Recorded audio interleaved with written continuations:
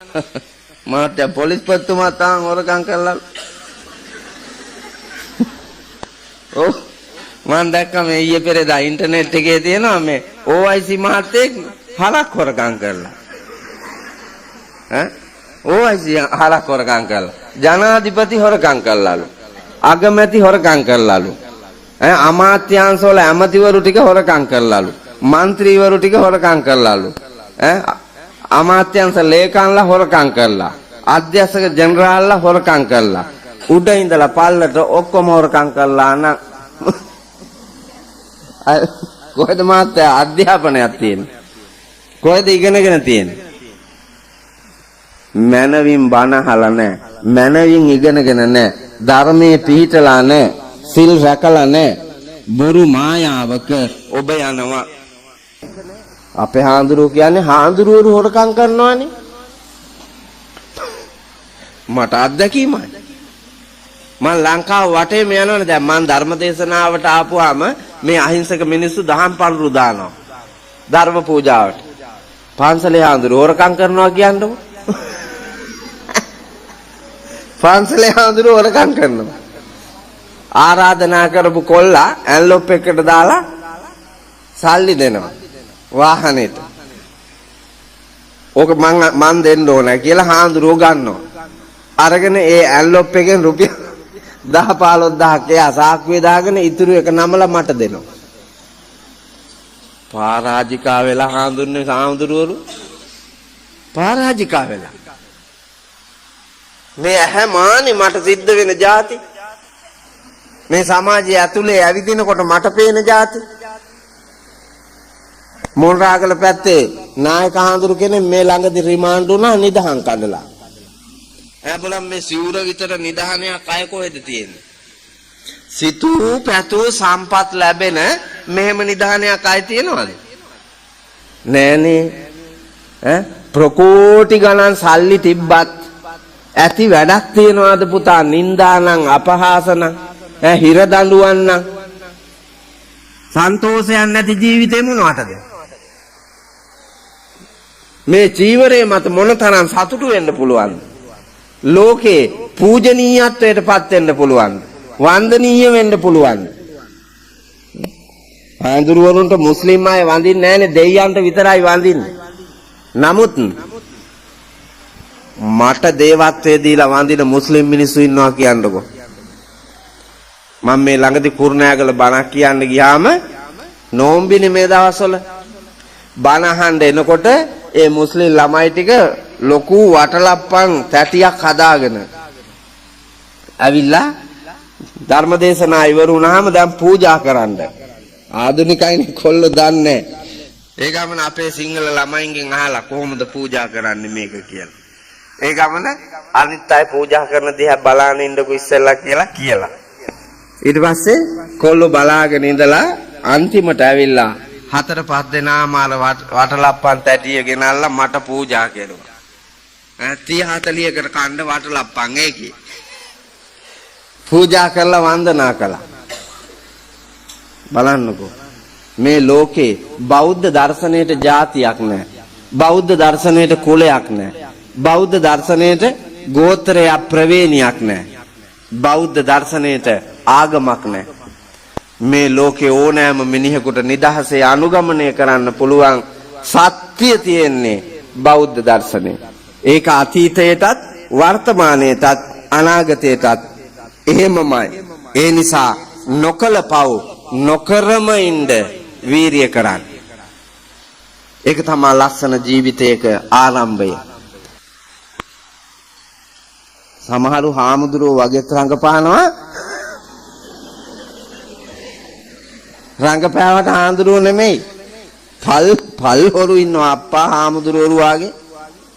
මන් දන්නවා දූෂිතයෝ ඉන්නවා හාමුදුරුවෝ වගේ. රංගපාලා පෙන්නනවා. වන්දනීයයි කියලා. අපායට ඔයාලා යනවනේ, යන දවසට බලන්නකො. යනවා නේද? යනවා. අපායට ගියපුවාම බලන්න ඉස්සරහා කහපාට අය ඒත් ඇති. ඉස්සරහා ඇති. හාමුදුරුවරුන්ට පුතා වැරදුනොත් ගිහියන්ට වැරදුනා වගේ නෙමෙයි. ඒක බරපතල. මේ ඔක්කොම අහිංසකයෝ දුක් විඳලා හම්බ කරන දේන් යැපෙන පිරිසක්නේ. වන්දනා ලබන පිරිසක්නේ. පොද පූජා ලබන පිරිසක්, ගෞරවය ලබන පිරිසක්. ඒ අතින් වැරදුනොත් පාපේ බරපතලකම බොමයි. ඒක අනන්ත නිරයේ දුක් විඳින්න වෙන එක. ඒ හින්දා තමන්ගේ භූමිකාවට අනුව පාපයේ බර වැඩි වෙනවා. එහෙනම් ඒක අවබෝධ කරගෙන ජීවිතයේ නිර්මාණශීලීව අරගෙන යන්න බොරුවට රඟපාන්න එපා. අම්මා හැටියට රඟපානවා. හැබැයි අම්මද? මේ ඉන්න ගෑනු අම්මා කියන භූමිකාවට ගරු නැහැනේ. අඹුව හැටියට රඟපානවා. ඇත්තටම අඹුවද? සැමියා හැටියට රඟපානවා. ඇත්තම සැමියාද? නෑනේ ගෑණිගෙන් කන පිරිමි කී දෙනෙක් ඉන්නේ? ඈ? ගෑණි දුක් විඳලා හම්බ කරන එක කාලා ඉන්න කාලකන්ණියෝ කොච්චර ඉන්නවද මේකේ? හොඳට බලන්නකෝ. ඒ වගේ වල් චරිත තියෙනවා. කුඹුරක් වපුරනවා කියලා හිතන්නකෝ. කුඹුරක් වපුරනවා ඒකේ විශේෂ දැනුම තමයි වනාත් පාදලා ඇලවේලි සුද්ධ කරලා කුඹුරේ ලොකු කැලෑව අයින් කරලා වතුර හරවලා නියර රහිනවා. නියර රහලා බින් හීය හානවා. සතියක් හමාරක් තියලා දෙහිය හානවා. දෙහිය හාලා ආපහු සතියක් විතර තියලා නියර බඳිනවා. නියර බඳලා ඉස්නම් කැට තියෙනවා. අහන්නකෝ ඔයාලගේ ළමයෙක්ගෙන් ඉස්නම් කැට කියන්නේ මොනවද කියලා. අහන්නකෝ බලන්න. ගොයියෝ නෙමෙයි ඉන්නේ. ගොයියෝ නෙමෙයි බයියෝ. ළමයෙක්ව වෙලට ගෙනිච්ච නෑ. ඒකට වෙලේ තියෙන එක පුරුදු කරුවේ නෑ. ඉස්නම් කැට නියර තියලා නෑ. වක්කඩ බඳින්න පාර කපාගෙන ඇවිල්ලා පස් පිටැල්ල තියෙනවා. ඉමනියර කපලා පස් පිටැල්ල තියෙනවා. එහෙම මහා අමන జాතියක් ඉන්නේ. පරිසරයට ආදරේ නැහැ. ඉස්සර මිනිස්සු කලේ වක්කඩ බඳින්න අවශ්‍ය පස් කුට්ටි ටික නියර උඩින් තියා ගන්නවා කල්මත්ෙන්. කන්නට මැටි එක. ඒකෙන් තමයි නියර බඳින්නේ. වක්කඩ බඳින්නේ. ඉස්නම් කඩ ටික තියලා පෝරු ගාලා මඩ ටික දැඩි වෙන්න තියලා ඇලවේලි දාලා ගොයි ගාලා මනාව පැල කරගත්ත බිජුවට වපුරනවා. ඕක තමයි විශේෂ දැනුම. දැන් ඕක දන්නවා මේක වැඩේ කරන්න දන්නේ නැත්තම් වනාත් කපන්න දන්නේ නැත්තම් ඇලවේලි සුද්ධ කරන්න දන්නේ නැත්තම් කුඹුර හාව ගන්න නියර බඳින්න නියර රහින්න මඩ තියන්න මේවා මොකවත් දන්නේ නැත්තම් මේකට බෑනේ කුඹුරේ ඉන්න. පොතේ විශේෂ දැනුම තියෙනවා ඒක හිතෙත් තියෙනවා නමුත් වැඩේ දන්නේ පොල් ගහකට නැගලා පොල් කඩන්න ඕන කියලා දන්නවා නමුත් ගස් යන්න බැරි නම් පොල් කඩන්න බෑනේ. අත්ති මරන් ඉස්කෝලේට යනවා උගන්නන්න දන්නේ ඊට පස්සේ ළමයි ඉදිරියේ අඬනවා. ඒ ළමයි යහනකොට එක එක ඒවා ළමයි ඉදිරියේ අඬනවා. පොලිසියට එනවා රාජකාරියට. උසාවියට යවනවා නඩුවට. නීතිඥයා ප්‍රශ්න අහනකොට මේක වෙවුලනවා. වලිගේ කකුල් අස්සේ ගහගත්ත බල්ලෝ ආගේ මම දැකලා තියෙනවා. අර නීතිඥයා ඉදිරියේ අකම්පිත මිනිහෙක් වෙන්න එපැයි. මහාධිකරණයේ ඉදිරියේ. මිනිස්සු ඉදිරියේ හැල්ලු වෙන්නේ නැතු. අභිමානවත් නිලධාරියෙක් අභිමානවත් යුනිෆෝම් එකක්. ඒක මාළුවට ලක් කරන්නේ පෞරුෂයක් හිනාගෙන යන්න බෑ එතෙන්ට යන්න. වැඩේ දන්නේ නැත්නම් වැඩේ බාර ගන්න නැතුව ඉන්න ඕන. ඒකට නිපුණතාවය ඕන. ඒකට කුසලතාවය ඕන. ඒකට තමයි ශිල්පීය දැනුම කියන්නේ.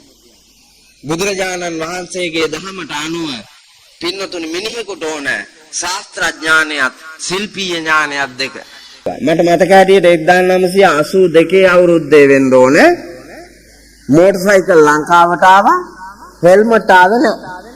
ඊට පස්සේ මෙවුන් වේගෙන් ගිහිල්ලා ඔළුව බිම ඇනගෙන මැරෙන්න ගත්තා.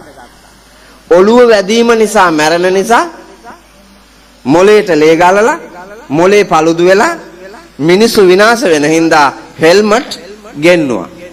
හෙල්මට් දාන්න කියලා සීපත් කළා ආරක්ෂාවට.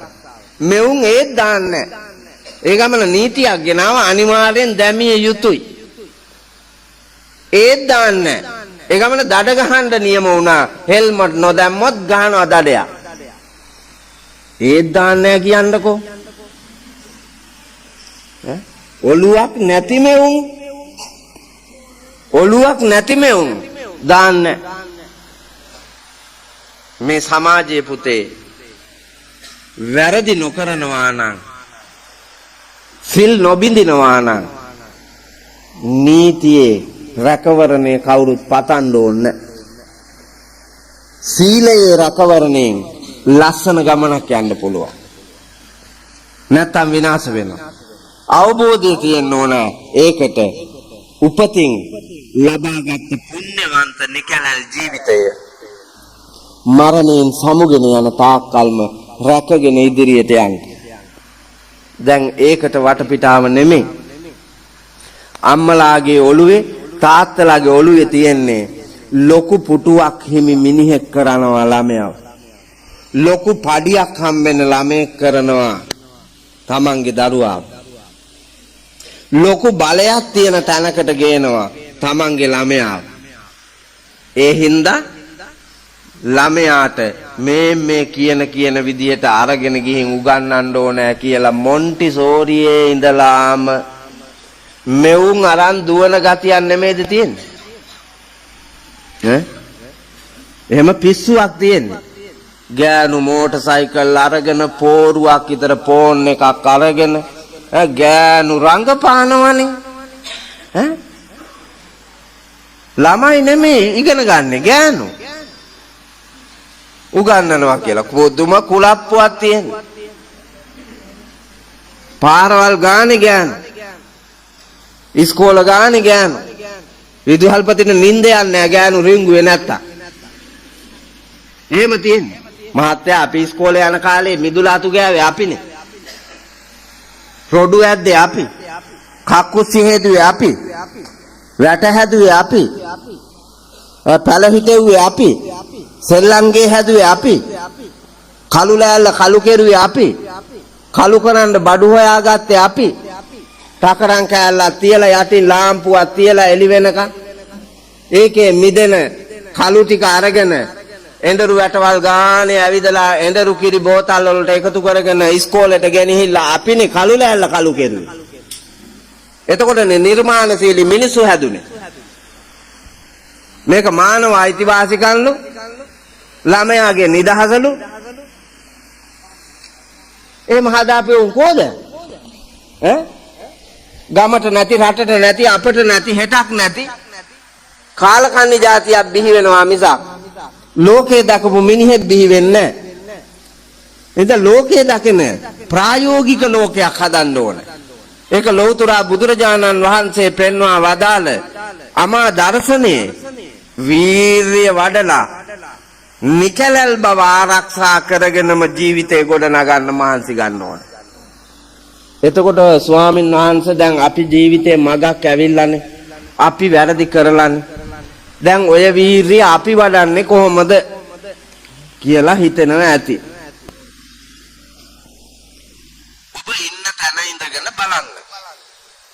ඔබ ඔය ඉන්න තැන ඉඳලා බලනකොට ඔබට පේනවා තවම ඔබ නොකරපු වැරදි තියෙනවා. නේද? දැන් මෙතන එකෙක් දෙන්නෙක් අනියන් සම්බන්ධතා තිබ්බාට හැමෝටම අනියන් සම්බන්ධතා නැහනේ. අනියන් සම්බන්ධතා තියන අය ඉන්නවා. මට ඇස් දිහා බැලුවාම කිව්ව හැකි. හොර මිනිස්සු ඉන්නේ කාටද හොර ගෑනු ඉන්නේ කාටද කියලා. මන් දිහා කෙලින් බැලුවා නම් මට පේනවා එක හොර මිනිහෙක් හරි හිටියන එක හොර ගෑනියෙක් හරි හිටියනම් මට කිව්ව හැකි. එහෙම චරිත මැද්දේ ඊටාම පිරිසිදුව ජීවිතේ තියාගෙන ඉන්න චරිත ඉන්නවා. එතකොට දැනට ඔබ පිරිසිදුයිනේ. අන්න ඒක මරණකම්ම මොනම හේතුවක් නිසාවත් බිඳෙන්න නොදී රකින්න ඕනේ. හොරකමක් කරලා නැත්තම් මොන තරම් බලයක් ආවත් නිලයක් ලැබුණත් අඩුපහඩුකම් තිබුණත් හොරකම් නොකර බඩගින්නේ හරි තම ආත්ම ගෞරවය සුරක්ෂිත කොට ජීවත් වෙන්න වීරිය කරන්න ඕනේ.